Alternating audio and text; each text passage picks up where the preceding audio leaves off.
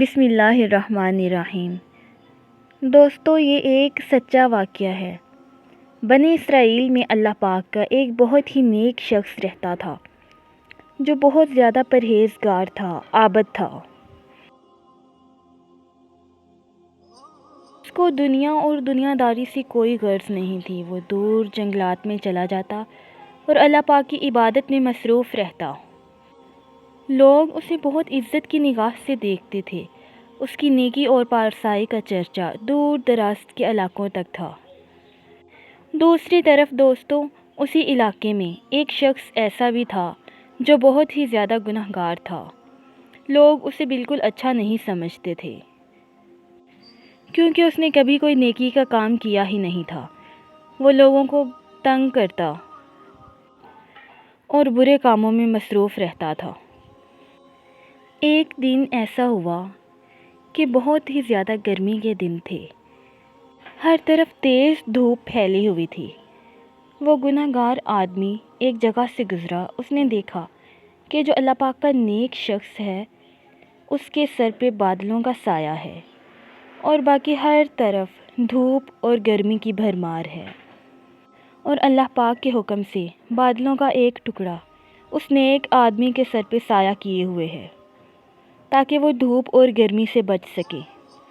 اس بدکار آدمی نے جب یہ منظر دیکھا تو دل میں شرمسار ہوا۔ اس نے اپنی ضمیر پر نظر ڈالی تو بہت ہی شرمندہ ہوا۔ اس نے سوچا کہ اتنی کڑکتی دھوپ میں بھی اس آدمی کے اوپر بادلوں کا سایہ اس وجہ سے ہے کہ وہ اللہ کا نیک بندہ ہے، لوگ اس کو پسند کرتے ہیں۔ میں بھی اگر زندگی میں کوئی نیکی کرتا لوگ مجھے بھی اچھا سمجھتے اور شاید آج اللہ پاک مجھ پر بھی رحمت کرتا۔ اس نے سوچا کیوں نہ میں ایسا کروں کہ اس نیک بندے کے پاس جا کر بیٹھ جاؤں۔ ہو سکتا ہے اس کے صدقے، اس کی نیکیوں کے وسیلے سے یا اس نیک آدمی کی برکت سے اللہ پاک مجھ پر بھی اپنی رحمتوں کا سایہ کر دیں اور میں اس چنچلاتی دھوپ سے بھی بچ جاؤں گا۔ یہ سوچ کر وہ بدکار شخص اس نیک شخص کے پاس جا کر بیٹھ گیا۔ اس کے بیٹھتے ہی اس نیک آدمی کے دل میں ایک بات آئی کہ یہ تو بہت ہی بدکار، گناہ گار اور ناپسندیدہ شخص ہے، اور یہ اپنی برائیوں کی وجہ سے پورے علاقے میں بہت مشہور ہے۔ اس نے اس سے کراہت محسوس کی اور سوچنے لگا کہ یہ کیوں کر میرے پاس آ کر بیٹھ گیا ہے۔ اور اس طرح کی باتیں شیطان نے اس کے دل میں ڈالیں، اور یہ باتیں سوچتے ہی اس نے اس آدمی کو اپنے پاس سے اٹھا دیا۔ اس نے کہا کہ تم یہاں سے چلے جاؤ۔ اور دوستو، خدا کا کرنا ایسا ہوا، جیسے ہی وہ بدکار شخص اٹھ کر جانے لگا، بادلوں کا سایہ بھی اس کے ساتھ ساتھ چلنے لگا۔ تو اس وقت کے پیغمبر پر وحی آئی کہ اپنے ان دونوں بندوں سے فرما دیجئے کہ اپنے اعمال شروع کریں، نئے سرے سے شروع کریں، کیونکہ جو نیک آدمی تھا اس کے دل میں غرور آیا، تکبر آ گیا، اپنی نیکیوں کا، اپنی اچھائیوں کا، اپنی عبادتوں کا غرور۔ تو اللہ پاک نے اس کی تمام تر کوششیں نیکی کی طرف جانے والی اور تمام اس کے اچھے کام، اس کی عبادات سب پر پانی پھیر دیا، اور وہ جو بدکار آدمی تھا اللہ پاک نے اس کے تمام گناہ، تمام برائیاں